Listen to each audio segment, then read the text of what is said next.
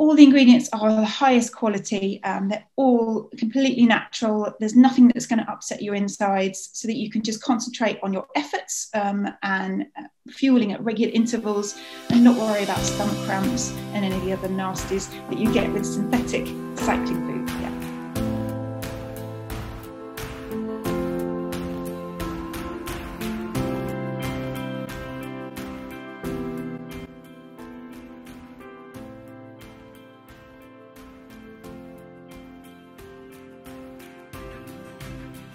Welcome to another episode of Strong Voice, and today I'm really pleased to have Lara Giusti with me. She is the co-founder and head chef of Veloforte, and this company I stumbled across when I was looking for some food that can fuel me in my ultra-endurance sporting events. I really wanted something that was natural, that could give me everything I wanted, but I really wanted to emphasize on the real whole food to make sure my performance and my health wasn't impacted. So Veloforte was just a natural fit. So welcome.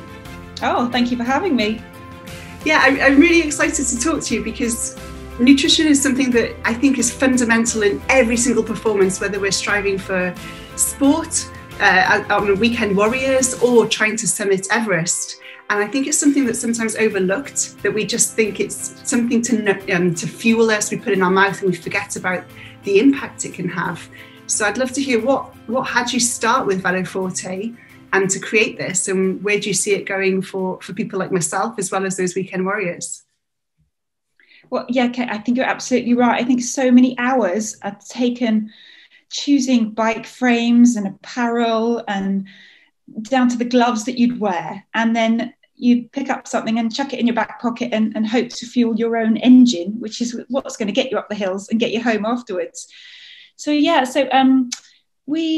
I started Veloforte about 4 years ago, really to help out my husband, who unfortunately was quite unwell and had a major abdominal operation. And after that, found it really hard to find good, wholesome fuel for his cycling. And he used cycling to recover his strength and for his recovery. So we were looking for something that was natural, powerful, and something that you wanted to eat as well, because you actually want to be motivated by the fuel you're taking on. Otherwise, you're simply not going to eat it. And so I started making some homemade recipes for him at home. My husband's family are from Italy, from Siena, Florence and Siena in Tuscany. And one of the most traditional food types there is something called panforte, and that's what our Veloforte bars are based on.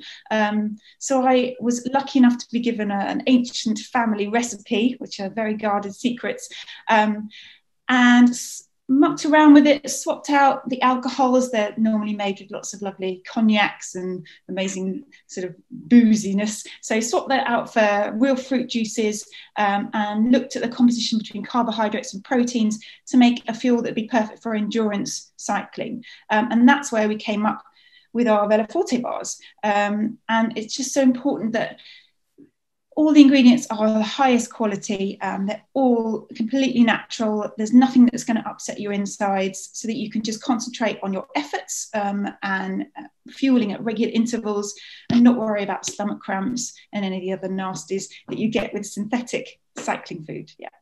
Yeah, it's really, it's the thing that really caught my attention is when I look at your ingredient list, I understand what they are and I know what they look like, and that is a rarity for me. And I have tried your products and I don't get that sort of sugar cramp. I don't get the buzz, the highs of when we take those gels on the bikes and the crashes afterwards. So I'm already seeing the benefit of this real food, and Brilliant. My body is performing as well from it. Brilliant. Yeah, so in the bars, I've got one of them here. This is our first ever bar, Classico. It's based on a panforte margarita recipe, my grandmother's, well, my husband's grandmother's recipe. And yes, it's dried fruits, it's nuts, it's syrups, it's spices, all completely natural ingredients that your body knows how to digest. It's what you'd eat, it's what you'd have in a bowl of cereal in the morning, but it's made into a lovely compact, robust package that you can keep in your back pocket, grab out when you're feeling you want to fuel. And there's nothing unusual. There's nothing fake. There's nothing artificial in there. All our products are gluten-free as well. So that often helps with digestion. If you're pushing hard, you want something that's really easy to go through your system. So our bars, fruits and nuts and spices, like you said, the gels as well. So we make a natural version of a gel called our nectar range, and there's 3 of them in there, and they're plant-based, syrup-based. So there's no artificial sugars in them. Again, really easy to digest. They're small and neat. They're only 33 grams per sachet rather than a big old 60 gram that you'd find in synthetic brands. And so they're powerful and easy to take on the move. Yeah, and then we also make lovely energy chews as well, which are soft and easy to eat, and again full of natural sugars, and real fruit juices and real flavours. So we don't use any artificial flavouring, no preservatives, nothing that's going to sort of upset you when you're on the move.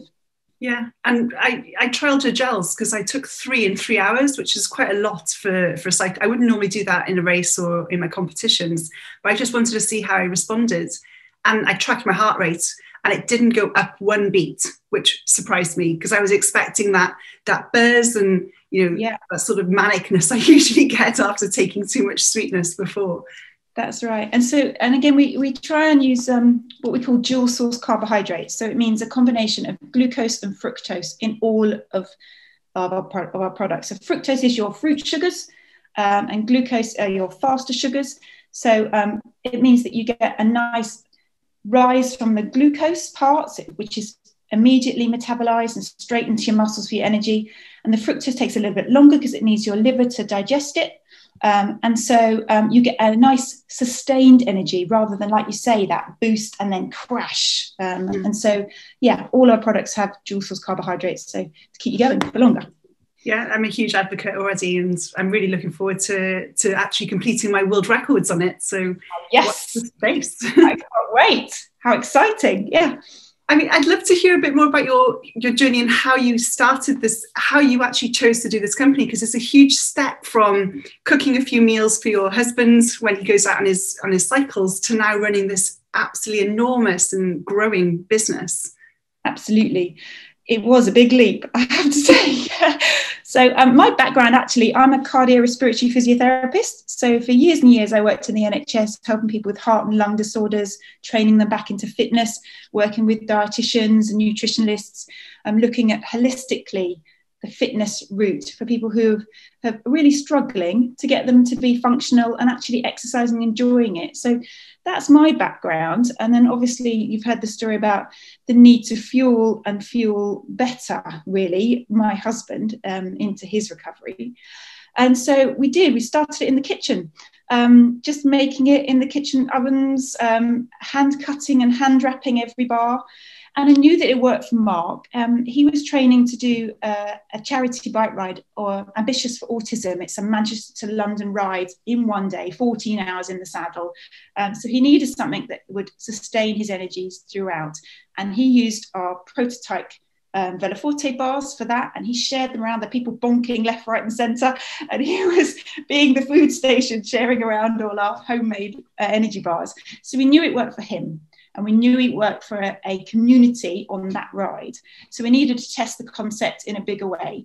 And so we thought, what better to help charity rides again? And so we fueled the Delalio Cycle Slam, which is a month-long ride around Mallorca. And we also fueled the Virgin Strive charity ride, which went from the top of Italy all the way down through. It went hiking and cycling, and then actually swam across to Sicily, amazing, and ran up Mount Etna. I mean, crazy. All fueled by Veloforte. So we were there on bike, on ride, running, nutrition. So you know you're going to get some really amazing feedback when people eat your food non-stop for a month every day. And the feedback was amazing. No gastric issues, sustained energy. People aren't getting, we had 3 bars at the time. No boredom with the flavors, and so we're right, this is an amazing concept, we've proven it, so now let's take it to market. So we still started very small in my kitchen, me and one friend helping me to bake and cut and wrap, and then launched our website, and lo and behold, people were starting to order. So we scaled it from home into a small commercial kitchen, and I had a group of 5 ladies working with me, still everything handmade, hand cut, hand wrapped. And then in early 2018, we scaled again. So we now make it in an artisan bakery, all still hand done. So all the nuts are roasted and chopped. All the fruit is chopped.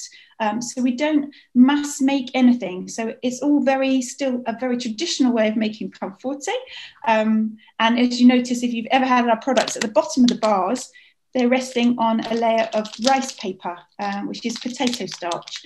And that is very traditional for Veloforte, and it's brilliant because it holds the bar together and it stops from sticking to your fingers and inside the packet as well.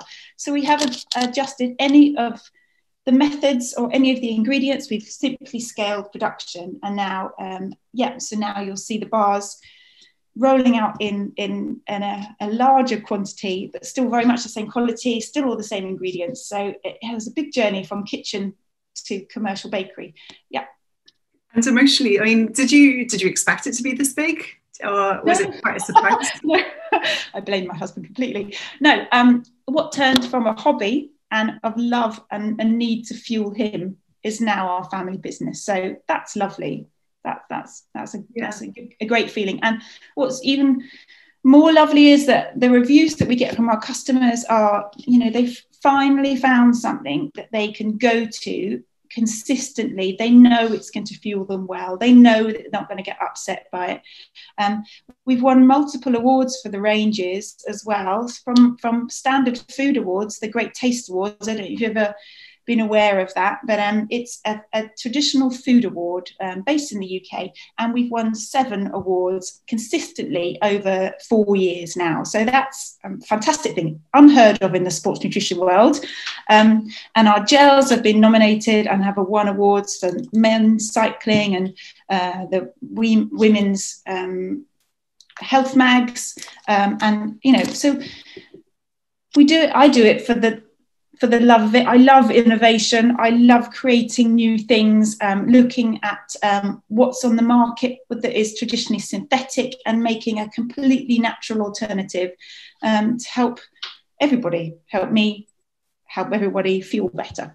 Yeah, I absolutely really adore your ethos around it as well, because when I started my Limitless Challenge, which is, I've got the 3 world records in January on a static bicycle, but then after that, I'm attempting something no one in the world has done. And I had a choice very early on to go down 2 paths, one which was pay some large organizations to find the sponsors, to get all the operational aspect done. But I felt, all the other way, which was to create a patchwork collection of people who share similar values and beliefs. It would take more time on my side, but I could really find people with that passion and that understanding, rather than how I felt the other way might be to lose my why, to lose why I'm doing it in the first place. So finding your organization, I can hear your passion in your voice, and that is the people I want to work with. That's the food I want to eat, because energetically we put so much. If you're making your food with your hands, you are loving it, and I'm tasting that care, I'm tasting that attention, and you're noting that you can put ginger with beetroot or your amazing combinations that doesn't just help me on the levels I don't understand because you're the nutritionist, but it feels good. So I'm really appreciating that, and I'm so much happier at the beginning stages of my journey that I've committed to this patchwork experience, because I'm learning so much more and meeting people like yourself that I would never normally. Well, it's fantastic for us to be involved, and we're very excited for you as well. So thank you. My pleasure. Yeah, I mean, for anyone out there in cycling, or are you looking at expanding in different sports, or are you purely going to stay with the cycling? Oh no, we have people, runners, triathletes, cyclists, skiers, hikers. Water sports people. I mean, our food is energy for any activity you want to do. So yes, we have yoga buddies for really kickboxing, boxers. Yeah, any sports. It's great fuel. So it's endurance. It's natural. It's delicious. You want to eat it, which is fantastic. So yeah, any exercise is good. Yeah, I think we're talking a lot about the product because it is really tasty. I was really surprised. Being a whole food plant-based athlete, I was refreshed to see that I've got up to 6 bars I can eat from, and we've got multiple choices for me. And it is amazing to know that, you know, we're not limited just because I don't eat the animal products. So you do cover a lot of different dietary requirements and beliefs as well. We do. And my job as a head chef and new product developer is to keep your taste buds tickled. So all of our bars taste very different from one another. We use lots of spices, as you mentioned. So we use ginger, we use fennel, we use cinnamon, and lots of black pepper, and things that are going to tickle your taste buds, excite you, because the first stage of digestion is your salivation. If it tastes of nothing, you're missing on that first stage of digestion. So everything that we do has lovely taste profiles, and obviously it goes hand in hand. So we say it's natural, it's powerful, and it's delicious. So it's got to meet all of those 3 things to pass our test for a new product. And so, yes, we want to give you a range so that if you're a long day in the saddle, 24 hours in the saddle or longer for UK, that you're not thinking, oh, it's another chocolate tasting bar. It's just another, orange flavored thing. We use in our hydration sachets as well. So we use a combination of savoury and sweet. So this is wild strawberry and basil. So we want to, again, just play with your taste buds, vary it up so you're not having sweet on sweet all the time. We want you to reach for something that's a bit more savoury, then reach for something that's a bit sweeter, and have that flexibility in your day. Yeah, definitely. I really see that, and it's refreshing to hear that you're treating the foods like it should be, which isn't just fuel. No. We've got to enjoy it, and we've got to enjoy the flavors and actually almost crave it. Exactly. Look forward to that thing. Oh, it's time to have a little cubo. It's time to have a bite of my bar. Exactly. Yes. Do you have any tips for beginner cyclists about fuel, about how much we should be taking? Because again, that's something that I'm curious about, because again, I see some people either drinking and eating too much or waiting too long and then having that sort of hitting the wall moment where we just completely run out of energy. Exactly. So for beginners, if you're just doing short bike rides, you shouldn't really need to take on extra energy. If you're doing less than 90 minutes, your body should be able to store that amount of energy in your muscles and in your liver. So really, it's all about keeping yourself hydrated for that shorter session. If you're planning a longer session, then you need to start fueling right from the beginning, really. So every 20 minutes, you're looking to take a little bit of energy on board. And we tend to talk about carbohydrate targets rather than calorie targets, because the carbohydrate, the energy that you get from a pure carb to a protein to fats are very different. So we aim for a carbohydrate because that's what's going to fuel your muscles. Yeah, the glucose and the fructose is what's going to power your muscles. So we aim for carbohydrate targets, and we'd say for a steady pace, you're aiming sort of for 45 to 60 grams of carbohydrate per hour. And it's really clear on all our bars. We've all got our little nutritionals on the side there. So you can see each of our bars is roughly about 40 grams of carbohydrates. So you can say, right, I'm going to consume a bar in my first hour. I'll have a couple of bites after 20 minutes, wait a bit, drink. And so it's about spreading your nutrition over the time and not waiting, like you say, until you're feeling really tired. It's too late. You need to be consistently fueling from the go. Yeah, it's very wise words. And I know from personal experience when I've eaten too much in the past, where I've actually been sluggish and feel I can't cycle any faster or any more. And then I've also hit the wall when I've just completely run out of energy and I can barely pick myself off the bike, let alone pick up a bar to eat. Exactly. So yes, little and often, always. Yeah. Eat before you're hungry and drink before you're thirsty, and just keep it going if you're doing more than 90 minutes. If less than 90 minutes, hydration is really important. You still need to replace your electrolytes if you're going, because you can sweat up to 1 litre an hour. So you need to be replacing that as you go. And obviously fueling for recovery is really important, especially if you're doing consistent events, consistent training days. So it's really important that you're not just fueling for your on-bike time, but you're fueling afterwards to get ready for your next day as well. Yeah, that's very wise. And how do we test for how much we sweat? Because I've never done a sweat test. So you can do your weighing test is probably the simple thing. So in your kit, before you go out, weigh yourself, and then weigh yourself after, still in your wet kit. No, sorry, take your kit off, and then weigh yourself afterwards. You can see how much fluids you've lost. Yeah. Yeah. Okay. And that's the simplest way. The other way to look at your hydration levels is to look at the colour of your wee. Nice. Your wee should be straw coloured, and if it's any darker than that, then you need to make sure you're drinking more liquids. Yeah. Yeah. I think it's important to look in the toilet. I'm not sure we should be covering this too detailed, but finding out what comes out is as good in a test to see what we need to be putting in. Absolutely. So, you can look at consistency of certain things coming out. You can look at colours of your urine, and that will all give you an indication of how well hydrated you are. Yeah. Yeah. I know we're laughing about it, but I've got a 3,000 mile ride coming up imminently in the next year and a half. I need to know what looks good, what good looks like for my body, and so all of these little tests, all of these, ways to actually visually check how my body's performing will be gold, because we don't want to go by feel or guess. So checking what comes out, as we've said, is just as important as making sure we've got all the systems in place to support me whilst on the bike as well. Absolutely. It's a full circle. What goes in, what comes out. Exactly. And if it doesn't, because I have heard for some long cyclists, it's a harder system as well. And I've noticed your products also contain dates, and I've had a great feedback from that on my physiological level, in that it's the perfect number. Should we just say that?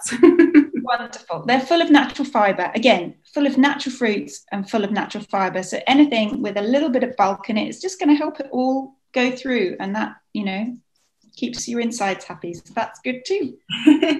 And just a quick question about where do you actually stock Veloforte? Is it purely in the UK, or have you reached further afield? So we are in about 400 bike shops, gyms, cafes across the UK. We have a few small-scale distributors in Europe as well. We're in Cyprus and Sweden and Switzerland, a couple in France.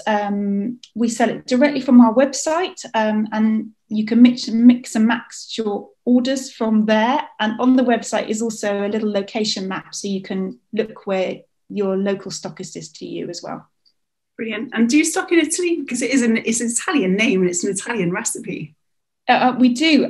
We have lots of independent customers in Italy. We have a few very small scale stockists. The plan for this year, 2020, was to expand a little bit more into Europe. But life throws you lots of hurdles, doesn't it? So the plan is to just grow and get our products to as many places as we can get them. Yeah, I love the name as well. I mean, it's got strong in the name, so of course I'm going to feel affinity towards it already. Exactly. Yeah, very good. Yes. Make a special strong bar for you. That'd be wonderful. We should talk about that next year. Pick up my favourite recipes. Perfect. Or ingredients. You can do the recipe. I'd love to ask you some questions as well, because on this podcast, I strive to find people who I deem as pioneers, who are disrupting the status quo in their industry, in their sport, in their way of philosophy and thinking. And I'm always intrigued in asking a few poignant questions around leadership, around failure, and see how you personally deal with it. So if it's okay, can I ask you some of those questions? Yeah, go on then. So brilliant, thank you. The first one is, what's the one skill looking out in the world do you think leaders need today? Gosh, I think to be adaptable, because life changes, as we said today, this year, goodness me, what a changing year. I don't think any of us could have anticipated the impact of COVID on everyday life, on business, on trade. So it's to be adaptable, I think, to set your goals, but not be scared to change your route to get there, because you need to be flexible. I think that's the most important thing. Yeah, and as you said, this year and the start of this decade has definitely proven that we do need to be flexible. We might have our own personal goals to expand internationally or in Europe or do certain events, but it's not always up to us, is it? It isn't, and there's no shame in not hitting your goals. Like you say, we're not in control of everything, so to adjust your route or to adjust your goal to fit your circumstances is absolutely fine. Yeah, wonderful, thank you. And personally, what do you follow more? Is it logic or intuition? I've got a bit of a split brain because I'm a bit of a scientist at heart with my physio background, which is very logical. But there are always things that keep you awake at night. It's your little inner voice, isn't it? Your intuition voice that you should always listen to. So I think a bit of both. Listening to your intuition, to your gut feelings will help you sleep better. But always having a logical head about you. Yeah, so a bit of both for me. Yeah, and it's all the more important to make sure we nourish our gut with the positive foods and the healthy foods as well. To help you to sleep, of course. Yeah. And how do you deal with failure or not achieving goals? I think like most women, we set our targets really high, don't we? It's hard when you don't reach your goals. It is hard. I think what we all need to do is to learn to take a breath, to look at the bigger picture and to put it into perspective and think, right, okay, well, I've missed my target. And that for me might be launching a product in time, getting packaging formulated right. And you think, okay, well, right, I've missed it. How am I going to get back on track and refocus myself? So I think it's about not beating yourself up about missing your targets, and giving yourself a bit of a break sometimes, because not everything in life can go to plan. But don't lose sight of your goals. So, don't give up, but just keep going.